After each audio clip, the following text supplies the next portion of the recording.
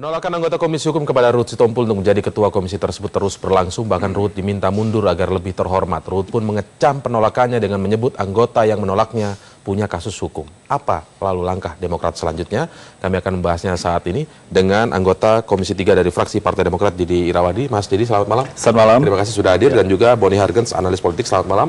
Seharusnya kita menantikan salah satu anggota yang juga sempat melakukan penolakan gitu terhadap Ruhut Sitompul, yakni Nudirman Munur. Kami masih akan menanti kehadirannya. Tapi saya ingin ke Pak Didi. Baik. Banyak sekali alasan tadi diungkapkan, mulai dari alasan personal yang ada kumpul kebo juga, terus ada juga kinerja tidak memberikan kontribusi positif selama di Komisi 3. Apa langkah Demokrat selanjutnya tentang penolakan Ruhut ini? Baik, memang ini suatu dinamika yang baru kali ini terjadi ya, dinamika yang luar biasa sampai ada tidak ada presiden beberapa sudah ada sih presiden itu ya, beberapa kawan yang tidak menginginkan posisi Ruhut, Bung Ruhut ya. Tapi menurut hemat saya kan begini, ini kan sudah kesepakatan dari awal ya, ketika 2009 itu kesepakatan bahwa jatah tiap pimpinan komisi itu sudah ditentukan, yang mana Demokrat di Komisi 3, 7 dan 10, lalu Golkar di Komisi 2 dan saya lupa ya, dan semua partai. Sehingga ini sepenuhnya adalah hak Demokrat. Dan Demokrat sudah mempersiapkan Bung Ruhut sudah lama untuk posisi ini. Dan kesepakatan ini tentunya alangkah baiknya kalau kita sama-sama kita menghormati. Karena selama ini juga kan di berbagai komisi kita saling menghormati, saling menghargai. Karena pasti tiap pimpinan komisi yang diajukan oleh tiap partai belum tentu seideal yang diinginkan semua partai. Pasti ada kekurangan dan kelebihan.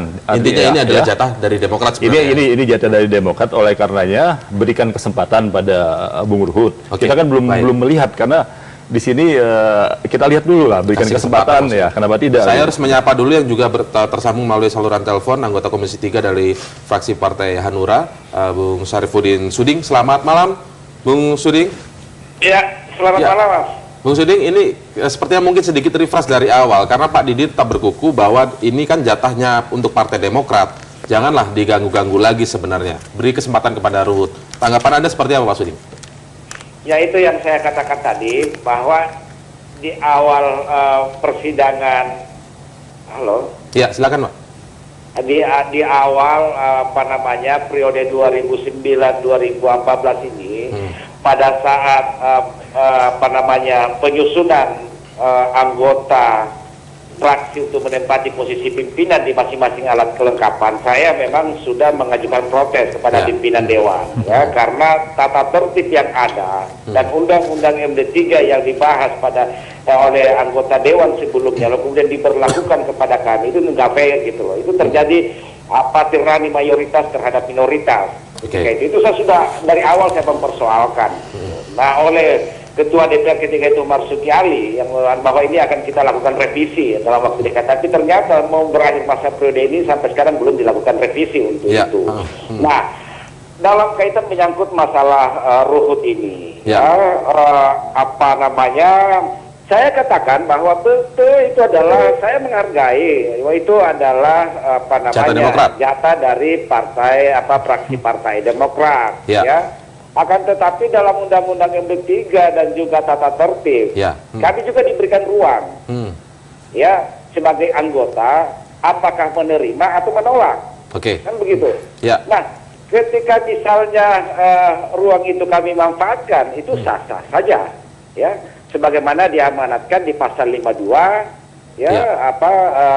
ayat 2 dan ayat 6 tentang tata tertib itu. Nah, saya melihat bahwa sosok yang direkomendasikan oleh fraksi Partai Demokrat, menurut saya bahwa ini Bung Suding, ini berarti bertentangan dong tatip ini sebenarnya dengan kesepakatan antar partai itu.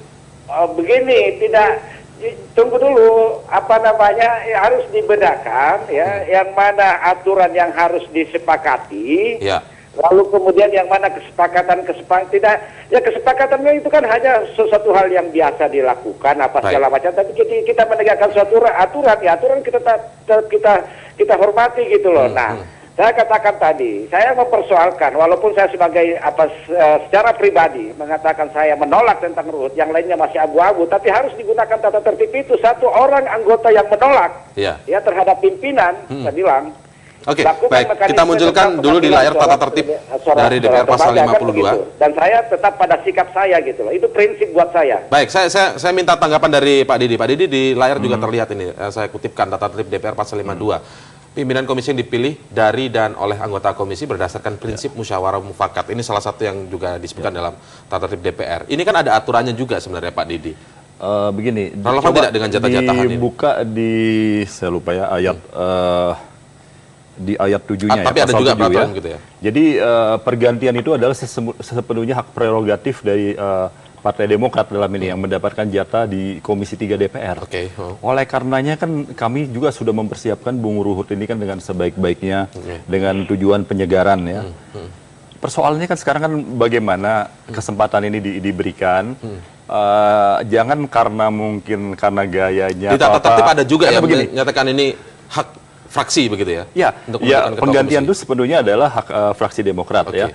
Komisi 3 setelah itu menetapkan di sana kan, menetapkan. Artinya ini kan kita saling menghormati. Sebagaimana di komisi lain yang jatah partai lain pun kita hormati. Menetapkan, Sesungguhnya hanya menetapkan ya, yang mengenai posisi-posisi ini, semua partai baik yang besar, menengah dan kecil sudah mendapatkan posisi-posisi di berbagai tempat gitu ya. Ya, di Misalnya berbagai kalau komisi di Hanura mungkin dapat di badan perlengkapan ada salah satu pimpinan juga, lalu semua sudah ditetapkan dengan adil dan menjadi kesepakatan semua.